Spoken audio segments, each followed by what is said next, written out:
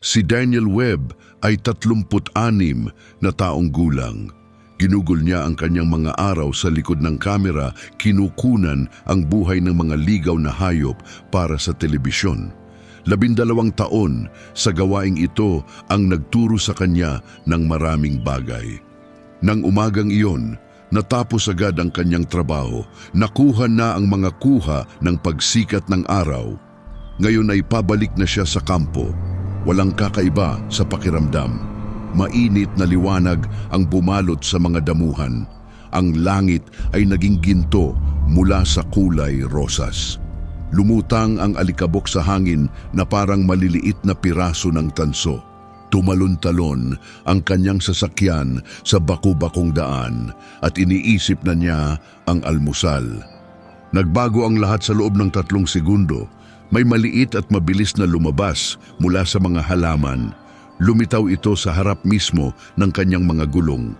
Kumilos si Daniel bago pa man maproseso ng kanyang utak ang nangyayari. Natagpuan ng kanyang paa ang preno. Kumiskis ang mga gulong sa lupa. Napaligiran ng pulang alikabok ang kotse. Umungol ang metal habang biglang huminto ang sasakyan. 2 metro, iyon ang distansya sa pagitan ng kanyang bumper at ng maliit na nilalang na nakatayo nang hindi gumagalaw sa daan. Isang anak ng cheetah. Yumuko si Daniel at pinag-aralan ito sa maalikabok na windshield. Napakaliit ng batang hayop, marahil ay 10 o 12 linggo pa lamang. Pinalamutian ng mga itim na batik ang kayumangging balahibo nito. 2 maitim na guhit ang bumaba mula sa sulok ng mga mata nito pababa sa bibig, parang permanenteng bakas ng luha. Ang mga markang iyon ang tatak ng bawat cheetah sa mundo. Hindi gumalaw ang anak ng cheetah. Hindi ito tumakbo papunta sa mga palumpong. Kakaiba ito. Tumatakbo ang mga ligaw na hayop mula sa mga sasakyan. Tumatakbo sila mula sa ingay. Tumatakbo sila mula sa mga tao. Ngunit ang isang ito ay nanatili kung nasaan ito at ibinuka ang bibig. Ang iyak na lumabas ay matalas at malakas. Isang tunog ng takot. Isang tunog ng pangangailangan. Dahan-dahang bumaba si Daniel sa kanyang kotse. Itinaas niya ang 2 braso at kinawayan ng mga ito. Umaasang matatakot ang hayop pabalik sa kaligtasan. Ang kabaligtaran ang nangyari. Tumakbo ang anak ng cheetah patungo sa kanya. Huminto ito sa kanyang mga bota, itinaas ang mga haang paa at idinampi ang maliliit na palad sa kanyang tuhod. Lumakas ang iyak, mas nagmamadali, halos parang tao sa pagkadesperado. Nauunawaan ni Daniel ang mga hayop. Pinanood niya sila, pinag-aralan, kinunan ng higit sa 1 dekada.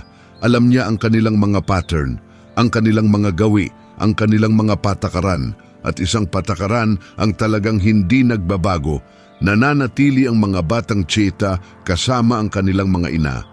Palagi, ang anak ng cheetah na ganito kaliit ay hindi kailanman maglalagalag ng mag-isa maliban kung may kakilakilabot na nangyari. Nasaan ang ina? Ano ang nangyari sa kanya? Tumingala sa kanya ang anak ng cheetah. Ang ginintuang mga mata nito ay may takot at iba pa. Pag-asa, marahil, tiwala, isang tahimik na tanong na tumawid sa pagitan ng mga species. Tumango si Daniel ng 1 beses, isang simpleng galaw, isang pangako na walang salita.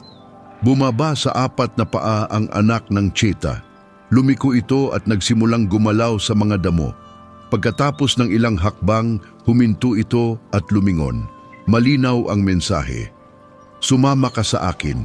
Bumalik si Daniel sa kanyang kotse at kinuha ang kanyang field bag. Tubig, kagamitan, emergency supplies. Isinablay niya ang strap sa kanyang balikat at naglakad kasunod ng batik-batik na anak ng cheetah. Sinabi ng kanyang kutob na seryoso ang sitwasyong ito. Sinabi ng kanyang karanasan na maaaring mapanganib ito, ngunit hindi niya maaaring baliwalain ang hayop na humihingi ng tulong. Naglakbay sila sa bukas na lupain. Umabot ang dilaw na damo sa sinturon ni Daniel. Kinalmot ng matitinik na palumpong ang kanyang mga braso. Nagbigay ng maikling lilim ang mga punong may patag na tuktok. Tumaas ang temperatura habang pumapaitaas ang araw. Nabasa ng pawis ang kanyang damit. Wala sa kanilang dalawa ang nagpahinga. Lumipas ang kalahating oras. Pagkatapos ay nagbago ang kilos ng anak ng Tiyeta. Kanina, gumalaw ito ng may layunin, sinusundan ang isang hindi nakikitang bakas. Ngayon ay mukhang nalilito ito. Umikot ito, bumalik ito sa parehong bato ng maraming beses. Idinampi nito ang ilong sa lupa. Hinahanap ang amoy na hindi na nito mahanap. Sa huli, umupo ang anak ng Tiyeta at gumawa ng mahinang unggol. Naliligaw ito, nawala na ang bakas. Yumuko si Daniel sa tabi ng nababahalang hayop. Sinuri niya ang lupa ng mabuti. Pinahasa ng mga tao ng fieldwork ang kanyang kakayahan sa pagbakas. Napansin niya ang malabong mga marka sa lupa, mga bakas ng paa, mas malaki kaysa sa mga bakas ng anak ng Tiyeta. Isang matandang babae ang naglakad dito kamakailan. Ang mga bakas ay nakaturo sa hilaga. Tumayo si Daniel at nagsimulang maglakad sa direksyong iyon. Sa likod niya sumunod ang maliliit na hakbang. Nagpasya ang anak ng Tiyeta na magtiwala ng lubusan sa estranghero na ito. Magkasosyo na sila ngayon, magkasamang gumagalaw patungo sa hindi kilalang destinasyon. Halos 60 minuto ang lumipas, lumitaw ang tubig sa harapan. Isang ilog ang humarang sa kanilang landas. Pinuno ito ng mga kamakailan na bagyo ng higit sa kapasidad nito. Mabilis na agos ng kayumangging tubig ang dumadaan sa pagitan ng mga pampang, dala ang mga sanga at mga labi. Nagtipon ang bula sa mga alipoyo. Ang ingay ay tuloy-tuloy at malakas. Sinuri ni Daniel ang ibabaw at naramdaman niyang humigpit ang kanyang tiyan. Mga buwaya, 5 o 6 ang lumulutang ng tamad sa mas mabagal na bahagi. Ang kanilang masisikip na likod ay halos hindi lumalabas sa tubig. Pinapanood ng kanilang mga mata ang lahat. Walang katapusan ang kanilang pasensya. Ang paglalakad sa paligid ay aabutin ng isang buong araw, marahil ay mas matagal pa. Ngunit ang inang Tiyeta ay walang ganoong kalayuan ng oras. Naramdaman ito ni Daniel. Bawat nasasayang na oras ay nagdadala sa kanya palapit sa kamatayan. Kailangan niyang tumawid ng direkta, dito mismo, ngayon na. Mabilis na gumana ang kanyang isip. Hinukay niya ang kanyang bag at nahanap ang kanyang emergency food, tuyong piraso ng karne na nakabalot sa plastik. Inalis niya ang mga ito at binabad sa tubig hanggang sa lumambot at umamoy. Pagkatapos ay kumuha siya ng ekstrang damit at kinusot ang basang karne sa tela, inilipat ang amoy ng dugo at protina.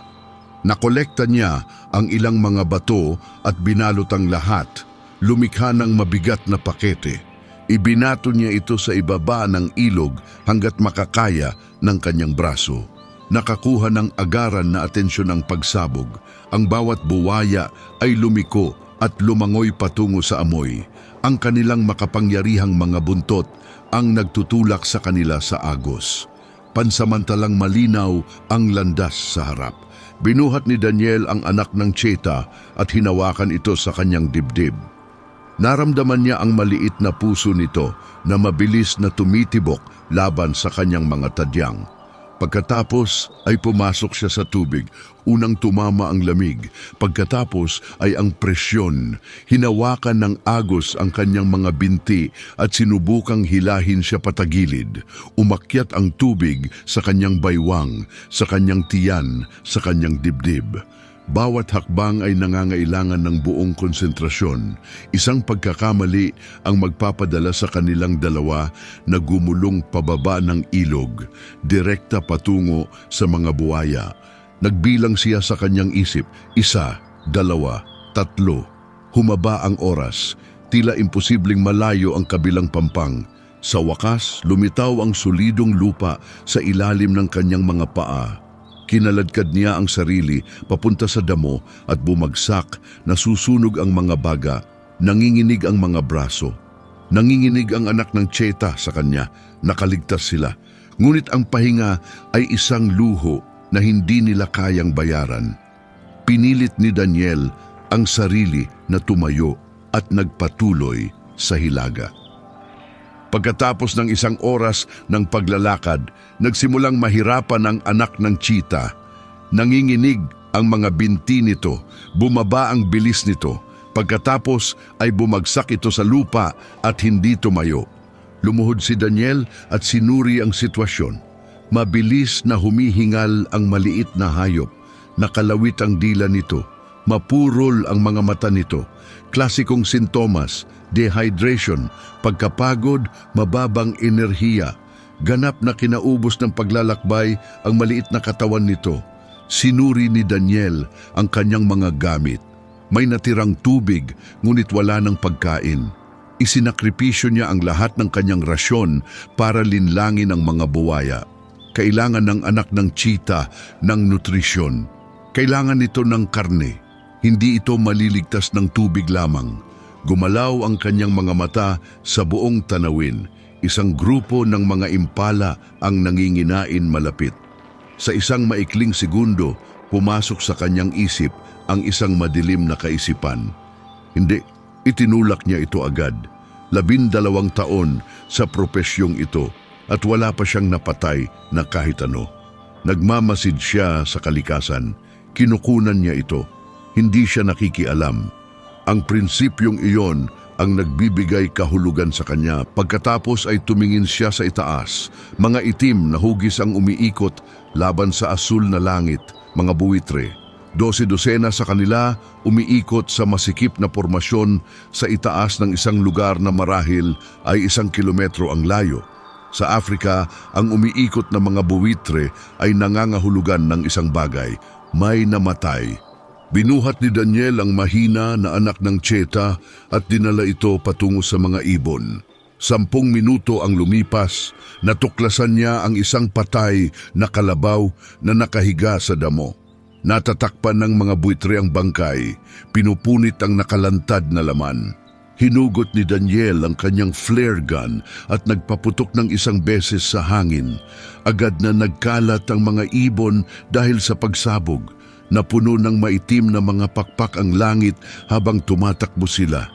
Inilagay niya ang anak ng cheetah malapit sa mga labi. Nag-amoy ng maingat ang maliit na cheetah pagkatapos ay nagsimulang kumain. Binantayan ni Daniel ang paligid, pinoprotektahan ang kanyang kasama habang ito ay kumakain. Lumipas ang 15 minuto. Bumalik ang anak ng cheetah kay Daniel na may bagong enerhiya sa mga mata nito. Bumalik ang lakas sa mga binti nito. Handa na itong magpatuloy. Marahang hinawakan ni Daniel ang ulo nito. Magaling, hindi na masyadong malayo. Magkasamang umakyat sila sa mababang burol. Sa tuktok, biglang huminto si Daniel. Sa ibaba nila ay nakatayo ang isang grupo ng mga rinoseronte. 12 napakalaking kulay abong katawan. Itinaas ng dominanteng lalaki ang ulo nito at nag-amoy sa hangin. May nalanghap ang mga butas ng ilong nito. Ang amoy ng isang mandaragit. Hindi maganda ang paningin ng mga rinoseronte, ngunit malakas ang kanilang pang-amoy. Ang isang ito ay nakaamoy ng cheetah sa malapit. Umungol ito at tumapak ng paa. Ang iba ay bumuo ng linya ng depensa. Malinaw ang kanilang intensyon. Naghahanda silang sumalakay. Alam ni Daniel kung ano ang magagawa ng sumasalakay na rinoseronte. 2 tonelada ng kalamnan na gumagalaw sa bilis ng highway. Kaya nitong wasakin ang isang truck. Ang isang tao ay mabibigla agad. Hindi siya maaaring tumakbo habang hawak ang anak ng cheetah.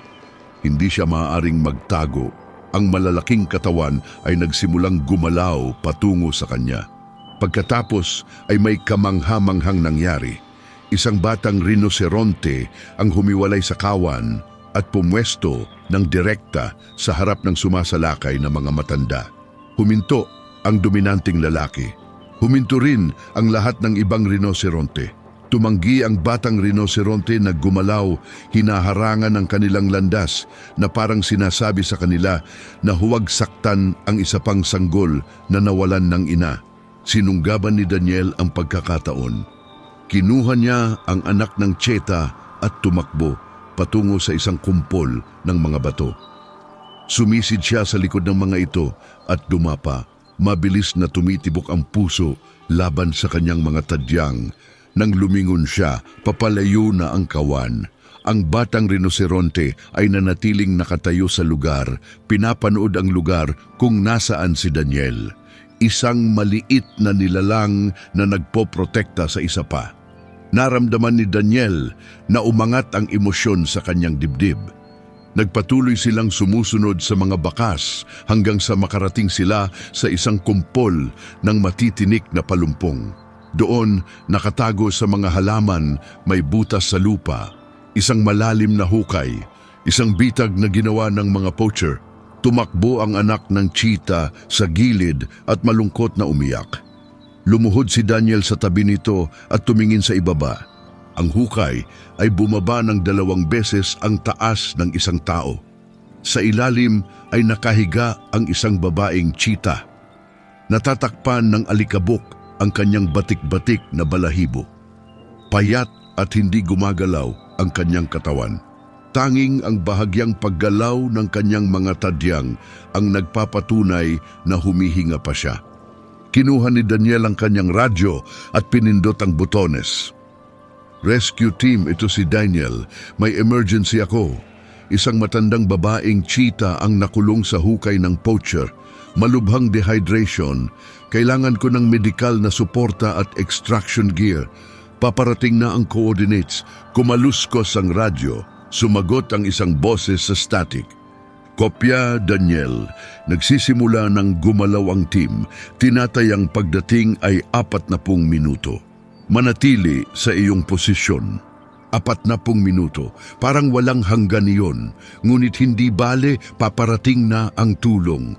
Tumingin si Daniel sa paligid at nakita ang isang matibay na puno ng akasya na tumutubo malapit sa gilid ng hukay. Hinugot niya ang isang haba ng lubid mula sa kanyang bag at binalot ito sa puno. Sinigurado ito ng 2 buhol. Humila siya ng malakas para subukan ang kapit. Matibay ito. Hinawakan niya ang lubid gamit ang 2 kamay at ibinaba ang sarili sa gilid. Kumiskis ang kanyang mga bota sa maruming pader habang bumababa siya. Gumuho ang maluwag na lupa sa ilalim ng kanyang mga paa at nahulog sa kadiliman sa ibaba. Mas malalim ang hukay kaysa sa tingin mula sa itaas. Sa wakas, tumapak ang kanyang mga paa sa ilalim. Ang babaeng cheetah ay nakahiga sa kanyang tagiliran sa lupa. Marumi ang kanyang batik-batik na balahibo, natatakpan ng alikabok at tuyong putik. Malinaw na makikita ang kanyang mga tadyang sa kanyang balat. Malubha siyang kulang sa nutrisyon. Nang lumapit si Daniel, bahagya niyang itinaas ang ulo at gumawa ng mahinang babala. Isang mababang ungol, halos hindi marinig. Wala na siyang lakas na ipagtanggol ang sarili, ngunit pinuwersa siya ng instinct na subukan. Dahan-dahang gumalaw si Daniel. Yumuko siya at hinugot ang kanyang bote ng tubig mula sa kanyang sinturon. Maingat niya itong binuksan at itinapat sa bibig ng cheetah. Hinahayaang tumulo ang kaunting likido sa kanyang dila. Mahina na lamang na dinilaan ng ina ang tubig. Pinapanood siya ng kanyang mga mata na may halong pagkapagod at pasasalamat. Pagkatapos ay may nakuha ang atensyon ni Daniel. Paggalaw sa mga anino, may gumagapang sa sahig ng hukay, papalapit. Isang alakdan, isang malaking alakdan. Ang katawan nito ay kulay buhangin at ang hubog na buntot nito ay mataas na nakataas sa likod. Kumikislap ang karayom sa malabong liwanag. Huminto ang hininga ni Daniel. Alam niya kung ano ang magagawa ng nilalang na iyon. Inaatake ng kamandag ng alakdan ng nervous system. Isang tusok lamang ay maaaring magpabagsak sa hayop na mas malaki kaysa sa kanya. Mahina na ang inang cheetah. Isang tusok ay maaaring pumatay sa kanya bago dumating ang rescue team. Mas lumapit ang alakdan. Direkta itong papunta sa harapang binti ng cheetah. Nanginginig ang buntot nito, handang tumusok. Inabot ni Daniel ang maliit na palakol na nakasabit sa kanyang sinturon. Hinugot niya ito ng walang ingay. 2 maingat na hakbang ang nagdala sa kanya sa saklaw. Itinaas niya ang kasangkapan sa itaas ng kanyang ulo. Mayroon siyang isang pagkakataon, mabilis at malakas na bumaba ang talim. Tumama ang metal sa katawan ng alakdan na may matalas na kalatok. 1 beses, 2 beses na pumalo ang buntot ng nilalang sa hangin. Pagkatapos ay tumigil.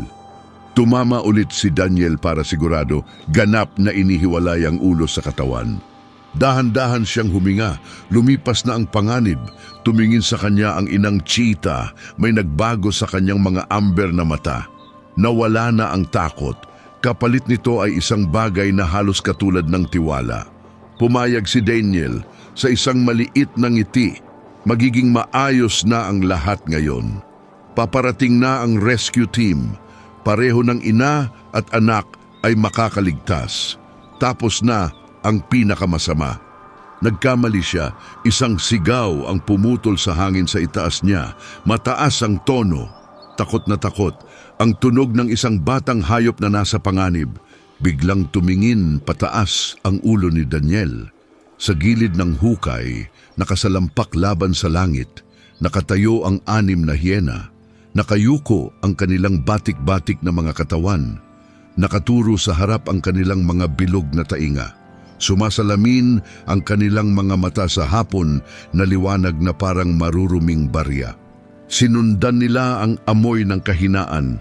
Hinila sila rito ng amoy ng namamatay na cheetah na parang senyas na apoy. At nakatayo sa pagitan nila at ng hukay ay ang maliit na anak ng cheetah. Nakatayo ang balahibo nito sa gulugod. Umuungol ito sa mga hyena, sinusubukang pakinggan na matapang, ngunit nanginginig sa takot ang boses nito. Napakaliit nito, nag-iisa ito, wala itong laban sa 6 na matandang mandaragit. Kinuha ni Daniel ang lubid at umakyat. Nananakit ang kanyang mga braso. Sumisigaw ang kanyang mga balikat. Hinila niya ang sarili pataas nang may desperadong lakas. Tumitipa ang mga paa sa pader para sa suporta. Umulan ang lupa pababa sa hukay sa likod niya. 3 segundo. Tumagal ng 3 segundo para makarating sa itaas. Pakiramdam ay 3 taon. Gumulong siya sa damo at nagmadaling tumayo. 15 metro ang layo ng mga hyena. Mas malapit na ngayon. Dahan-dahang gumagalaw, kumakalat para palibutan ang kanilang biktima. Inabot ni Daniel ang kanyang palakol at walang nahanap. Iniwan niya ito sa ilalim ng hukay. Ang mayroon na lang siya ngayon ay ang kanyang flare gun na may 2 natitirang tama at isang nakatiklop na pala na nakakabit sa kanyang bag. Hinugot niya ang flare gun at nagpaputok sa papalapit na kawan. Ang pulang bala ay pumutok sa hangin at bumagsak sa paanan ng pinakamalapit na hyena. Sumabog ito sa pagsabog ng liwanag at usok. Tumalon pa atras ang mga hayop sa gulat. Sandali, naramdaman ni Daniel ang pag-asa. Ngunit mabilis na lumipas ang sandaling iyon. Nag-amoy ang mga hyena sa umuusok na flare. Tinukso nila ito ng kanilang mga ilong. Napagtanto nila na ingay at liwanag lamang ang ginagawa nito. Walang init, walang sakit, walang totoong banta. Isa sa kanila ay gumawa ng tunog na halos katulad ng tawa. Sumali ang iba. Pagkatapos ay nagsimula silang gumalaw muli pasulong. Mabilis na gumana ang isip ni Daniel. Naalala niya ang isang bagay na natutunan niya noong mga nakaraang taon. Ang mga kawan ng hyena ay sumusunod sa mahigpit na hierarchy. Kung bumagsak ang dominanting leader, madalas na nagkakalat ang iba sa kalituhan. Hanapin ang alpha, alisin ang alpha. Maaaring tumakas ang kawan. Mabilis niyang pinag-aralan ng mga hayop. Sa kaliwa niya ay isang malaking hyena, mas malaki kaysa sa iba. Sa kanan niya ay isang hyena na may makapal na peklat na tumatawid sa mukha nito. Isa sa kanila, ang leader. Pinanood niya ang kanilang kilos. Kapag gumawa ng tunog ang malaking hyena, tumugon ang iba. Gumalaw sila kapag gumalaw ito. Huminto sila kapag huminto ito. Iyon ang alpha. Nilagyan ni Daniel ng huling flare at maingat na tinutukan. Hinila niya ang gatilyo. Ang pulang apoy ay pumutok sa harap at tumama sa malaking hyena ng direkta sa mukha. Sumigaw ang hayop at natumba pa atras. Kinakalmot ang sunog ng nguso. Kinuha ni Daniel ang pala at sumalakay. Iwinasiwas niya ang talim ng metal ng buong lakas at tumama sa bungo ng hyena. Bumagsak ang hayop at hindi na tumayo. Sandali, katahimikan. Pagkatapos ay tumingin sa paligid si Daniel at naramdaman niyang bumagsak ang kanyang tiyan. Ang ibang mga hyena ay hindi tumakbo. Nandoon pa rin sila, nagmamasid pa rin, gutom pa rin, at ngayon ay mukhang mas galit sila kaysa dati. Dahan-dahang humakbang pasulong ang hyena na may peklat. Itinaas nito ang ulo at naglabas ng mahabang ungol patungo sa langit. Sabay-sabay na sumagot ang natitirang miyembro ng kawan. Hinigpitan nila ang kanilang bilog sa paligid ni Daniel at ng anak ng cheetah. Nagkamali siya tungkol sa alpha, ang may peklat ang tunay na leader. Ang malaking hyena ay isa lamang tagasunod. Ngayon wala nang natitirang flare si Daniel, walang armas maliban sa pala, at 5 hyena na papalapit mula sa lahat ng direksyon. Lumapit ang leader ng kawan na mababa ang ulo at nakikita ang mga ngipin. Parang kumikinang ang mga mata nito sa gutom at galit. Umatras si Daniel, inilagay ang kanyang katawan sa pagitan ng mga hyena at ng maliit na anak ng cheetah. Humawak siya sa hawakan ng pala hanggang pumuti ang kanyang mga buko. Sumalakay ang alpha. Ipinikit ni Daniel ang kanyang mga mata. Wala nang matakbuhan, walang paraan para lumaban. Ito na ang katapusan, ngunit hindi dumating ang dagok. Sa halip narinig niya ang ibang tunog, isang maliit na matapang na sigaw. Iminulat niya ang kanyang mga mata at nakita ang isang bagay na imposible. Tumalon ang anak ng cheetah sa sumasalakay na hyena. Bumangga ang maliit na katawan nito sa mukha ng leader ng kawan. Kumapit ng mahigpit ang maliliit na panga nito sa ilong ng hyena. Sumigaw ang alpha sa gulat at sakit. Malakas nitong inalog ang ulo, sinusubukang itapon ang maliit na umaatake, ngunit tumanggi ang anak ng cheetah na bitawan ang kapit nito. Bumalot ang 4 na binti nito sa nguso ng hyena. Mas lumalalim ang mga ngipin nito. Kahit ang sanggol na mandaragit ay mandaragit pa rin. Ngunit napakaliit ng anak ng cheetah, napakahina, malakas na nagpumiglas ang hyena, pagkatapos ay ibinuwal ang ulo pababa, dinurog ang anak ng cheetah laban sa matigas na lupa. Tumalon ang maliit na batik-batik na katawan ng isang beses at nanatiling tahimik. Natatakpan ng alikabok ang ginintuang balahibo nito. Isang manipis na ungol ang lumabas sa bibig nito.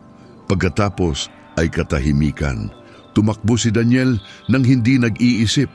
Binuhat niya ang nasugatan na anak ng cheetah at hinawakan ito laban sa kanyang dibdib. Naramdaman niya ang puso nito na tumitibok, mabilis at marupok na parang nahuling ibon. Nakabawi ang leader ng kawan at nagsimulang lumapit muli. Sumunod ang ibang mga hyena. 5 metro ang layo, 4 na metro, 3. Mas lalong idinampi ni Daniel ang anak ng cheetah sa kanyang katawan. Marahang bumulong siya sa batik-batik na taingan nito. Pasensya na at salamat. Ipinikit niya ang kanyang mga mata at hinintay ang katapusan. Ang tunog ng mga makina ang pumutol sa sandali. Umungol ang mga sirena sa buong damuhan. Nanginig ang lupa sa ilalim ng kanyang mga paa. 2 sasakyan ang sumabog sa burol, pulang alikabok na umaalon sa likod nila na parang usok. Nagniningning ang mga ilaw, walang tigil na sumisigaw ang mga busina. Lumingon ang leader ng kawan at tinitigan ang papalapit na mga jeep. Ipinakita nito ang mga ngipin sa huling pagkakataon patungo kay Daniel. Pagkatapos ay naglabas ito ng maikling tahol. At ang buong kawan ay pumihit at nawala sa matataas na damo. Huminto ang mga sasakyan, bumukas ang mga pinto, sumigaw ang mga tao, nang hina ang mga binti ni Daniel.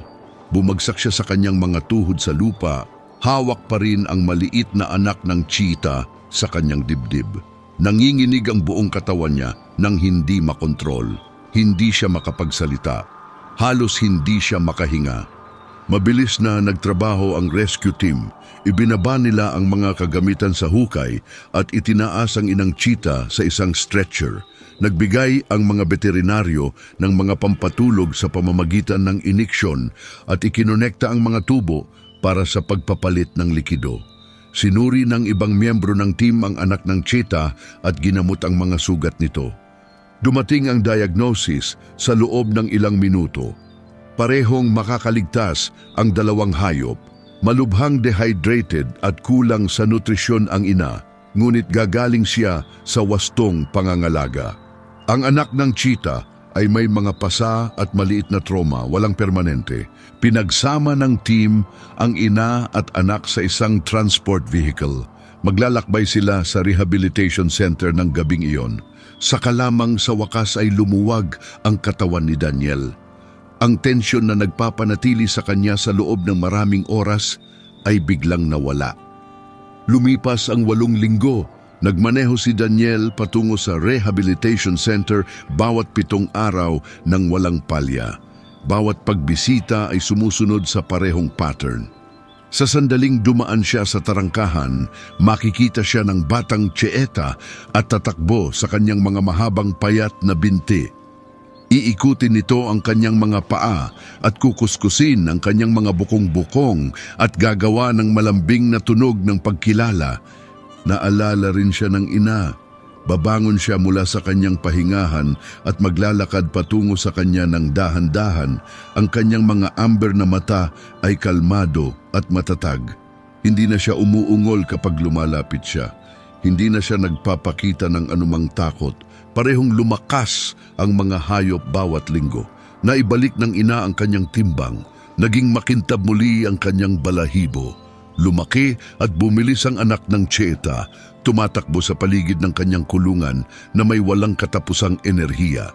Pagkatapos isang umaga, gumawa ng anunsyo ang mga veterinaryo. Handa na ang mga cheetah, panahon na para ibalik sila sa ligaw. Naramdaman ni Daniel ang kakaibang kirot sa kanyang dibdib nang marinig niya ang balita. Napamahal na siya sa 2 nilalang na ito. Masakit ang magpaalam, ngunit naunawaan niya ang sabana ang kanilang tunay na tahanan, ang kalayaan ng kanilang karapatang panganay. Sinamahan niya sila sa araw ng pagpapalaya. Ang lokasyon ay isang protektadong conservation area, bukas na damuhan na umaabot patungo sa malalayong mga burol, ang parehong uri ng lupain kung saan nagsimula ang kanilang paglalakbay. Naglakad si Daniel sa transport cage at siya mismo ang nag-alis ng trangka sa pinto. Binuksan niya ito at umatras. Unang lumabas ang ina. Dahan-dahan siyang gumalaw, maingat, humihinga ng hangin. Pagkatapos ay lumabas siya ng buo sa sikat ng araw at inunat ang buong katawan niya. Gumulong ang kanyang mga kalamnan sa ilalim ng kanyang batik-batik na balahibo. Malalim siyang huminga, pinupuno ang kanyang mga baga ng amoy ng ligaw na damo at bukas na langit. Kalayaan, sumunod ang anak ng cheetah pagkaraan ng ilang sandali. Tumalon ito palabas ng hawla at tumakbo sa ginintuang parang nilalamon ng mahabang mga binti nito ang distansya. Tumakbo ito sa mga bilog, tumalon at umikot, nagdiriwang na may purong kagalakan. Lumingon ang ina at naglakad patungo kay Daniel. Huminto siya ng direkta sa harap niya at gumawa ng hindi inaasahan. Ibinaba niya ang ulo at marahang idinampi ang noo niya sa dibdib niya. Nanatiling tahimik si Daniel, naunawaan niya kung ano ang ibig sabihin nito. Sa mga cheetah, ang galaw na ito ay nakalaan para sa pamilya, para sa mga pinagkakatiwalaang kasama. Ito ang pinakamataas na anyo ng pasasalamat na maaaring ipahayag ng hayop. Itinaas niya ang kanyang kamay at hinaplos ang malambot na balahibo sa likod ng kanyang mga tainga. Tumakbong pabalik ang anak ng Tiyeta. Tumayo ito sa mga likurang binti at inilagay ang mga harapang palad laban sa tuhod ni Daniel, tulad ng ginawa nito sa maalikabok na daan noong maraming linggo na ang nakakaraan. Tumingin pataas sa kanya ang mga amber na mata nito. Ang maitim na mga guhit ng luha sa mukha nito ay nagpapakitang matalino ito sa kabila ng edad. Lumuhod si Daniel at hinawakan ng maliit na ulo sa huling pagkakataon. "Sige na," marahang sabi niya, "umuwi na kayo." Sabay na lumingon ng ina at anak at naglakad sa buong damuhan. Dumaan sila sa ginintuang halaman sa pagitan ng mga kalat-kalat na puno patungo sa linya ng mga burol sa abot tanaw. Lumingon ang anak ng Tiyeta ng ilang beses, sinisiguro kung pinapanood pa rin siya ni Daniel. Ganun nga, nakarating sila sa tuktok ng burol at huminto sa huling sandali. Dalawang batik-batik na figura laban sa asul na langit. Pagkatapos ay nawala sila sa ibayo ng gulod. Nanatiling nakatayo si Daniel sa lugar na yon ng matagal. Humihip ang hangin sa damo sa paligid niya. Nagsimulang dahan-dahang bumaba ang araw patungo sa gabi. Naramdaman niya ang malalim na bagay sa kanyang dibdib. Kalungkutan na may halong kapayapaan, pagkawala na may halong katuparan. Ginawa niya ang tamang bagay. Alam niya iyon nang may katiyakan, ang ligaw ang kinabibilangan nila. Sa wakas, lumingon siya at naglakad pabalik sa naghihintay na sasakyan. Sa likod niya, ang sabana ay umaabot ng walang hanggan patungo sa abot tanaw, ginintuang at sinaunang at puno ng buhay.